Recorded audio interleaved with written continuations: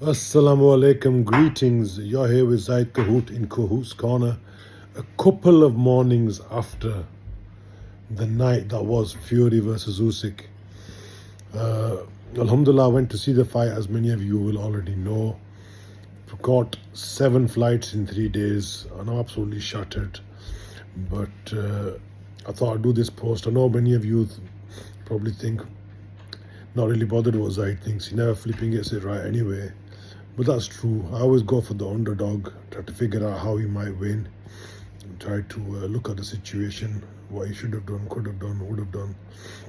And most people will agree Tyson Fury has the ability and the potential to be Alexander Usyk. He has the tools in the toolbox. He has to use the right ones and stick to it. Now, Tyson Fury tried his damnedest to win that fight. Tried his damnedest. He tried everything. He'd planned it all out, with his entry coming in as a Santa Claus. All I want for Christmas is you, and all of that. And that's all he wanted. What he wanted was to win for Christmas. And he was willing to try everything for it. And that was the problem. He tried absolutely everything, and Usyk seemed to have an answer for everything. But one tactic that he tried, and he was willing to try it, which he should have stuck at throughout rather than trying to try some of the other things, was coming in, feinting as to whether he's going to come in behind a high guard, stepping in, right hand, left hooks to the body and head, really rushing in, not working his way in, really rushing in behind a high guard and dipping and coming in really fast and pinning Usyk in corners and on the ropes. He did it a few times, I think from around 3 to 5 he did it, and he won those rounds, I think. But what happened, and what happens with the likes of people like Fury and AJ and other people who think they're really, really skillful boxers and have got a great boxing IQ, and they do have a great boxing IQ, and they do have a great understanding of the sport.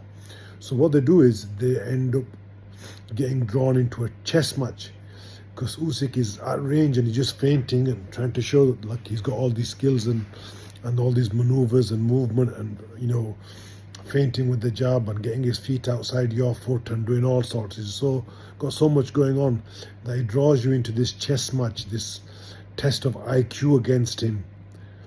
And people are going to come up short because he's absolutely amazing. Everyone knows he's absolutely amazing. Probably one of the most skillful and best heavyweights we've ever seen in terms of his IQ, his self-belief, his footwork, everything. So once you get drawn into that, you're into his world. He's feinting, he's jabbing to the body, coming back over the top with once you're at arm's length and you're trying to figure out how to get in, even if you're trying to figure out how to get in and be aggressive, then you're in his world and he can figure that out, and he can negate what you're trying to do. So a few times Fury rushed in, he had the success. And what you need someone with less boxing IQ, who can throw caution to the wind, really rush in and pin him down and hurt him. Now Chisora tried to do that in his fight and was very successful. Daniel Dubois tried to do that in his fight and had a knockdown, and which should potentially have been a win. And I think he lacks enough IQ and he's improved enough with his offense to perhaps give Usyk the most trouble in a fight. Here I go again, perhaps backing the underdog in a fight and try to figure out how he might win. But yeah, Daniel Dubois showed really quick footwork. He showed feints and he came in behind the double jab and really confused the hell out of AJ. And I couldn't see a way for AJ winning that fight, and I can't see an AJ having a rematch with Dubois and see how he would win that fight, because Dubois was awesome in what he did. And doing that against AJ again, the only way AJ, if I could possibly see him, is having more belief, holding his ground and really popping that job hard and walking him onto uppercuts and tucking up and then pushing him on his heels and doing what Holyfield did to Tyson, which is so much easier to say than to do. You know, it's so much easier said than done. So, yeah, great fight. Didn't know whether to watch it with my eyes or the screen, and therefore I struggled to score it. But I thought Fury did a lot better than the scorecard showed. He certainly did better than the first fight. So if the first fight was close,